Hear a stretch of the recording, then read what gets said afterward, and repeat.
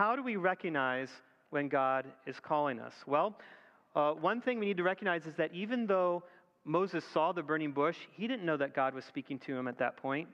He was just curious about something. He was just curious about something unusual in his world, and he went to look at it. I think there's a pattern here. God doesn't speak to us, I don't believe, with burning bushes anymore. Maybe he has. I'm not going to, God can do anything, but I think in my life and probably in your life, that hasn't happened. But has he spoken to you? Has he called you? Has he gotten your attention? I think it's important for us to be eyes open on that, just like Moses was, looking for something unusual, a pattern that's broken.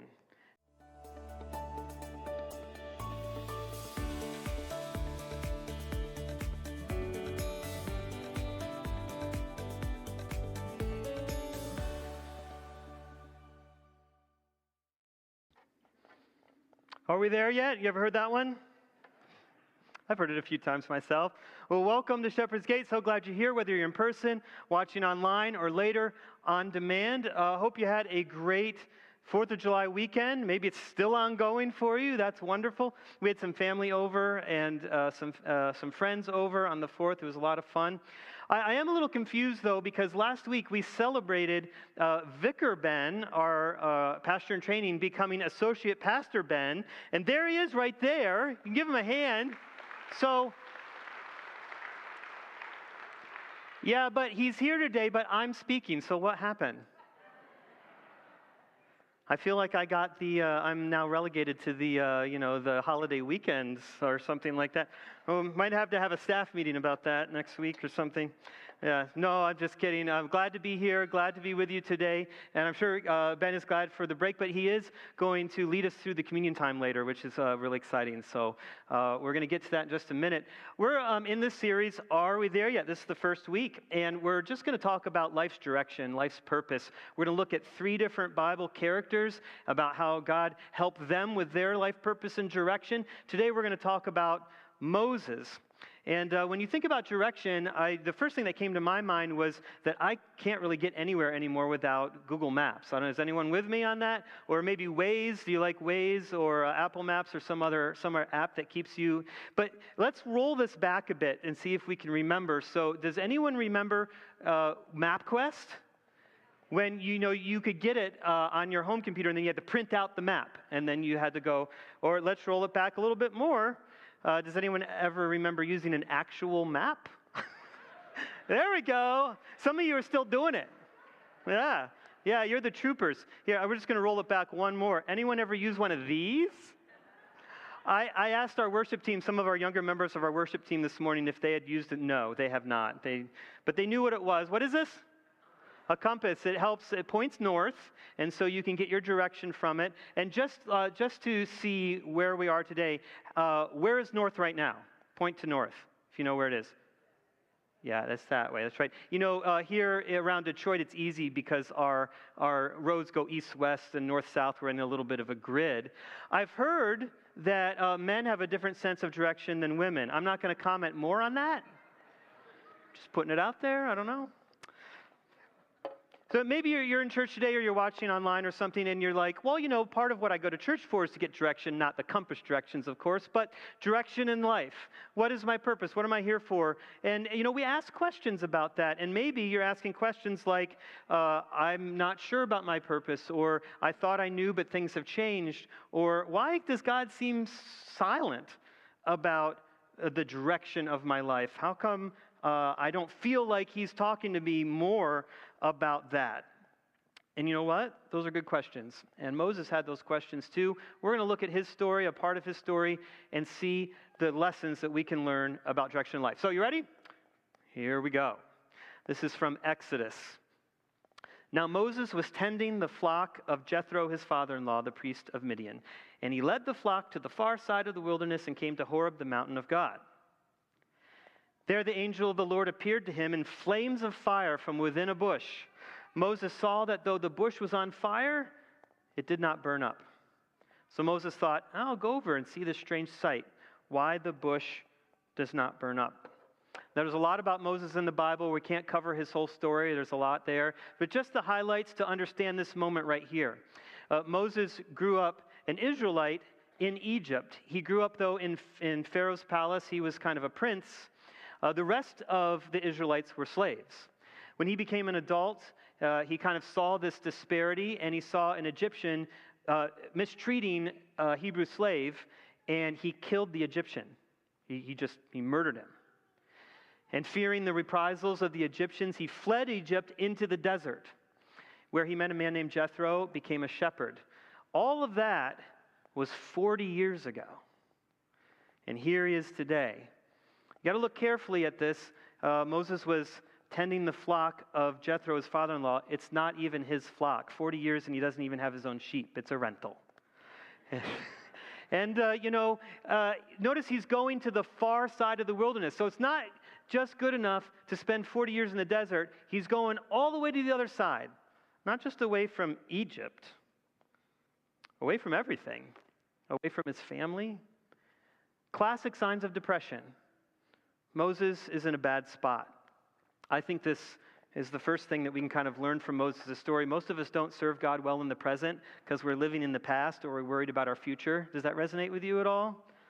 Moses was worried about his past. I worry about the future. I'm a future worrier. It comes out in the summer with vacations. We like to vacation as a family. We took a vacation to Chicago a couple of weeks ago. It was a lot of fun. I planned that vacation.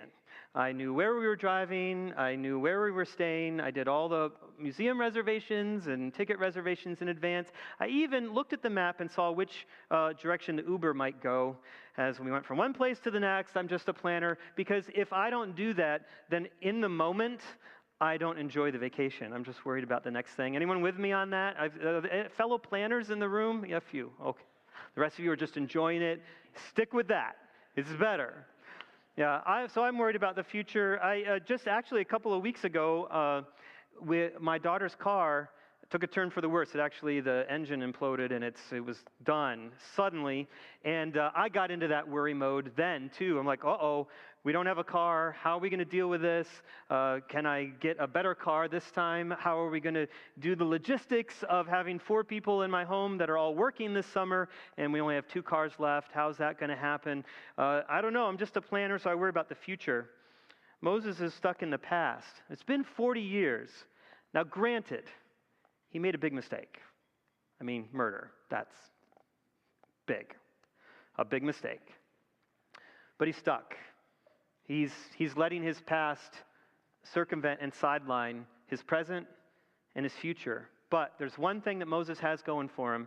He's wanting to be alone. He's on the other side of the wilderness. He sees something unusual, and he's like, I got to check that out. He's still curious about life. He hasn't given up on life. He may have given up on a lot of dreams and plans that he had, but he hasn't given up on life. He was still curious about something unusual that happened. So let's continue with the story. When the Lord saw that he had gone over to look, God called to him from within the bush, Moses, Moses. And Moses said, Here I am. Do not come any closer, God said. Take off your sandals, for the place where you are standing is holy ground. Then he said, I am the God of your father, the God of Abraham, the God of Isaac, and the God of Jacob. At this, Moses hid his face because he was afraid to look at God. Now, I wonder if you're thinking what I'm thinking when I read this passage. How come when God talks to me, I don't get a talking flaming shrubbery? Right? Wow, what a sign. It's so dramatic, so obvious. How come it's not as obvious in my life? Come on, that's what we think, right? It's true, but what can we learn from this? How do we recognize when God is calling us? Well, one thing we need to recognize is that even though Moses saw the burning bush, he didn't know that God was speaking to him at that point. He was just curious about something. He was just curious about something unusual in his world, and he went to look at it. I think there's a pattern here. God doesn't speak to us, I don't believe, with burning bushes anymore. Maybe he has. I'm not going to, God can do anything, but I think in my life and probably in your life, that hasn't happened. But has he spoken to you? Has he called you? Has he gotten your attention?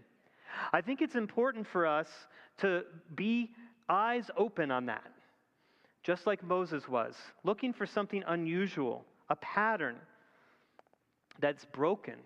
Maybe it could be as easy as someone invites you to church and you're here today. something unusual. Maybe you haven't done that much before. Maybe you read the Bible regularly, but a verse jumps out at you and you're like, it's almost like you'd never read it before, and it has like such a deep meaning. It's unusual the way that it happens. Maybe God is speaking in that moment. It could be a crisis, something in your life that's painful, difficult, a transition, anything out of the ordinary. God often uses those moments to speak to us. Maybe the question we should ask is not whether is God speaking to me, but am I listening? I think we can get on autopilot. I think maybe Moses was on autopilot 4 decades in the wilderness, tending sheep. I commute to work like many people, and the road that I go on is a road that has many other places that I'll go if I'm not working, okay? So I don't know if this happens to you, but when I'm not commuting to work, but I'm going to, say, the grocery store or Home Depot or something like that, I'll miss my turn because I'm on the road to work, and I do that so often I blow right past it. And then I have to do like a Michigan left where there is no Michigan left and get back. You know what I mean? You know what I mean about that? So, sometimes we just get on autopilot and we miss things. We need to be like Moses and look around. When I mentioned that a car died, one of our cars died. It was my daughter Julia's car, but Haley, my youngest daughter, was driving at the time. And I kind of went into autopilot mode. My first thoughts were, what am I going to do? And how am I going to deal with this situation? And I better call a tow truck, and I wonder if the car's ruined, and it was. Or like, how can I get a new car, and how long is that going to take, and how much money is that going to be, and can we afford that? And it was just kind of like on autopilot. And then I had this thought that kind of came out of nowhere, and the thought was, Haley's safe. And it just interrupted me. It interrupted my autopilot. And I'm like, right. My daughter was driving this car when the engine imploded, but she's fine. And it could have happened other places. It happened less than a mile from our home. I was there quickly. It could have been on the highway. There's a lot of construction this time of year. The cones are out, and it could have been in a place where there was nowhere to get off. It could have been much worse. But Haley was safe. Julia was safe. And in that moment, I paid attention to that thought, and I thought, there's 2 ways I can react to this. I can get all upset about the future, which is the thing that happens to me, or I can just be thankful my daughters are okay. And it was like God was talking to me and saying, you know what my direction is for you right now? Just be thankful. We'll take care of the car. Your daughters are safe. I took care of them. It made a big difference. It made a big difference in the last couple of weeks for me. How do we recognize when God is calling us? Sometimes we just have to pay attention to those unusual things in our lives. But let's see what happens with Moses. The Lord said, this is talking to Moses now, I have indeed seen the misery of my people in Egypt. I have heard them crying out because of their slave drivers, and I am concerned about their suffering. So I have come down to rescue them from the hand of the Egyptians and bring them up out of the land into a good and spacious land, a land flowing with milk and honey, the home of the Canaanites, Hittites, Amorites, Perizzites, Hivites, and Jebusites. And now the cry of the Israelites has reached me, and I have seen the way the Egyptians are oppressing them. So now go. I am sending you to Pharaoh to bring the people, the Israelites, out of Egypt. This is Moses' call. God is giving him his call. He's speaking to him. I think this next logical question, how do we know when God is calling me? Maybe we can find that out, but when can we expect to hear from God? When does he speak? Under what circumstances? I think that a lot of times we want the details. We want everything figured out. I know I do. Sometimes it just doesn't come. It's just the direction. And I think God wants us to trust him in that moment. This is what Proverbs 16:9 says. In their hearts, humans plan their course, but the Lord establishes their steps. Isn't that an interesting verse? Humans like to plan their course. I like to know when we're on a vacation where we're going, where we're staying, where we're going to eat, what the transportation is going to be like, what activities we're going to do. That's not wrong. That's just that humans like to make plans. But what's the difference then? The Lord establishes their steps. Well, steps are just one foot in front of the other. What is this? It's just a direction. God doesn't always give us the details of everything. He does give us a direction. We have to trust in that. God gave me a heart of thankfulness in that moment that my daughters were safe with that car. And that's not the details. He didn't say, and now I have a car just for you, just for your daughters. He probably does. He hasn't given it to me, but he did give me what I needed, which was the direction. You're going to be thankful, and you're just going to walk through this without worrying about it, because I protected the most important things, your daughters. That's the direction. Sometimes that's all we get from God. I will say this, though.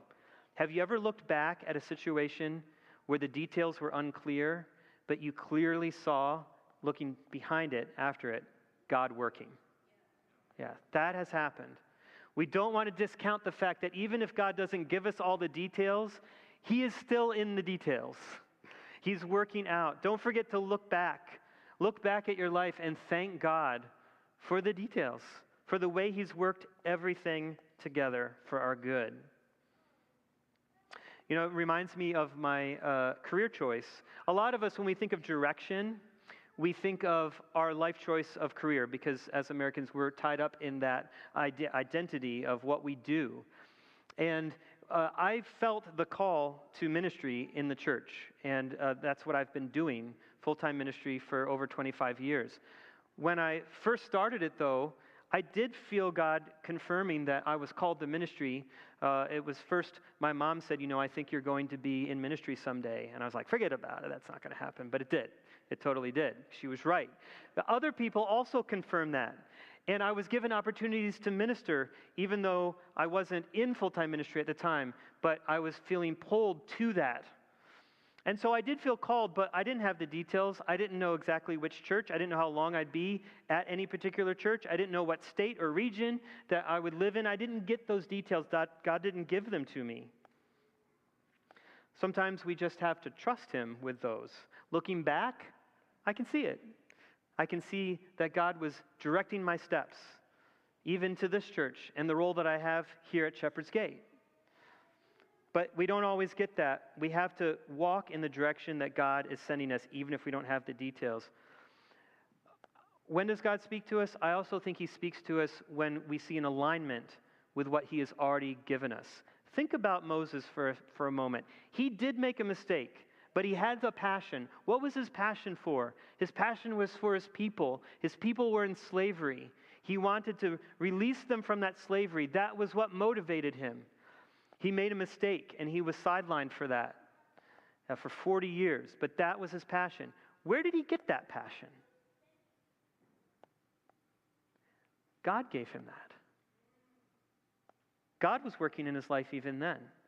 Often the plans and the direction that God has for us is in alignment with what he's already given us. This is what, when he calls to Moses from the burning bush, he's like, now's the time. Now go. Bring my people out. Often, God's direction is in line with what he's already doing. Let me ask you, what has he given you? What are your passions? What are your talents? What are your abilities? What are the things that you enjoy doing? What are the things that you're good at? God never wastes anything. It's him. He's the one that's working in our lives from the very beginning. And so when will God speak to us? When it's aligned. When it's aligned with his plans for us, what he's put into us. But let's move on. Moses said to God, but Moses said to God, it's an important word, who am I that I should go to Pharaoh and bring the Israelites out of Egypt? And God said, I will be with you, and this will be the sign to you that it is I who have sent you. When you have brought the people out of Egypt, you will worship God on this mountain. Moses said to God, suppose I go to the Israelites and say to them, the God of your fathers has sent me to you, and they ask me, what is his name? Then what shall I tell them? God said to Moses, I am who I am. This is what you are to say to the Israelites. I am has sent me to you. Well, Moses hedges his bets a little bit here. And we're not going to go on in the passage, but he does this a couple more times with God. What's going on? Well, we live in a fallen world, and Moses was afraid. Moses was insecure. He messed it up before. He'd been living with that mistake for 4 decades. It was deep in his heart. Who am I? He says, who am I that I could do this? Sin gets in the way of God's direction by distracting and confusing us from his plans and direction for our life. In fact, sin distorts reality from God showing us clearly who he is and where he wants us to go. We live in a fallen world. We have sin, whether it's pride, greed, anger, doubt. For me, it's fear. When I began my career in full-time ministry, I had some fears. I resisted it for a little while. And I wondered if I could provide for my family if I was in full-time ministry. I wondered if I would burn out, if I would work too hard. You work hard in ministry. I wondered if I would burn myself out. I had fear that held me back. What is it that holds you back? I think it kind of brings up the final question, what information do I really need to know? What do I need to know from God? This is what Moses is trying to get at. First he asks, who am I? And isn't that what we ask of God?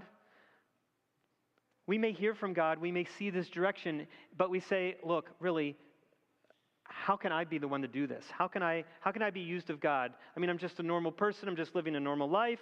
I'm nothing special. How can I do this? And besides, I know that I'm a sinner. I know that I've made mistakes. Who am I? Moses needs to know. It's an existential question. It's interesting, God's answer. God says when Moses says, who am I? God says, I will be with you, which doesn't sound like an answer. Who am I? I will be with you. But it is. It is an answer. What is God saying to Moses? He's saying you're focusing on the wrong things. Who are you? You're someone that God loves. You're someone whom God is with. You're someone whom God will support. I will be with you. That's the important thing to know. Isn't it? God is with us. He won't leave us hanging. Who am I? Who are you? You are loved by God. That's who you are. Then Moses said, yeah, okay, but God, who are you? Who are you? And that's the other fundamental question that we have to ask. Can I trust God? And God gives a very interesting answer. He says, I am who I am. Which, that's how it's translated in English Bibles. But what he really said to Moses was a name. The name of God. He gave himself a name. Yahweh. I am Yahweh. The translation on the tense of the name is ambiguous. It means I am who I am, but it could also mean I was who I was, I am who I am, and I will be who I will be. In other words, God is the same yesterday, today, and forever. I am who I am. The name can also be translated, I am the God who exists. I'm actually there. I'm actually here. I am real. Moses is saying, who are you, God? And God says, I am Yahweh. I am really here. I am really God. I was when you were in Egypt. I was with you in the desert. And I will be with you as you go back to free your people. As we end the message today, I just want to throw this picture up. It's kind of dramatic. It looks more like a tree than a bush, but okay. It's a burning bush. Let's just have a time of reflection. What is God saying to you? What does this mean to you? Have you had a burning bush moment in your life? Have you heard God speaking to you about something? I know what it means to me. You know, way back when God spoke to me about what the direction of my career, the direction that my life should go, and I accepted that. I have trusted Him for over 25 years, but it goes on. Even recently, even a year ago, when I moved from the worship side of ministry to the executive side. And that challenge that was presented to me, and saying, God, are you still there? Are you still with me? Are you still supporting me? Yes. The direction is clear. Yes, I'm still with you. That's what it means to me. I continue to trust Him. What does it mean to you? First of all, what fires you up? What is your passion? Do you know that God wants to align what He's already given you with a future plan, with a future direction? Have you aligned your will with God? You know, the sin that confuses us, the sin that distorts the reality of what God has for us, that has been taken care of by Jesus. What do we have today that Moses didn't have? We have Jesus. He came. He died for our sin. He rose again from the dead. That's the gospel. Our sin is taken care of. He's given us His Word. We can look in His Word to see so much direction and clarity. And He's given us the Holy Spirit that lives within us, that continually speaks to us of God's direction. Have you received that free gift? God has already done the work. Have you received the gift? Are you staying curious? I just want to ask, are you on autopilot? It's easy to get on autopilot. It happens to me all the time. Instead, are you looking to see what God may be saying to you, even this week? Are you curious about life? Are you looking for the things that God is showing you? Maybe He is speaking to us more than we think, but we're just not recognizing the signs. God was always with Moses, and He's always with you. He's always with me. If nothing else today, remember, He is the God who is there. He is Yahweh. He exists. He loves you. He has a plan for you. He will support you. He won't leave you alone. That's an encouraging thought for today. Let's pray. God, thank you for those burning bush moments. Thank you for speaking to us. Help us to have clarity. Help us to be looking for the ways in which you speak, and help us to be ready to respond. I pray that even if we don't get the details of everything, that we would trust you, that we would trust you with the direction that you're sending us. Help us to move forward in confidence. And this week even, help us to be open to what you are saying in our lives. And God, as we move now into a time of celebrating communion, thank you for Jesus. Thank you for the clarity of the gospel. Thank you for your word. Thank you for increasing our faith in this moment. Help us to celebrate your involvement in our lives, just as you were involved with Moses' life, you are involved in our lives. And as we receive the elements today, Lord, remind us of that and increase our faith. Let's spend just a few moments now reflecting, just asking God to forgive any sin that might be in our life, any way in which we have not measured up, any way we have failed to trust Him. Let's ask Him to forgive our sin and to prepare our hearts.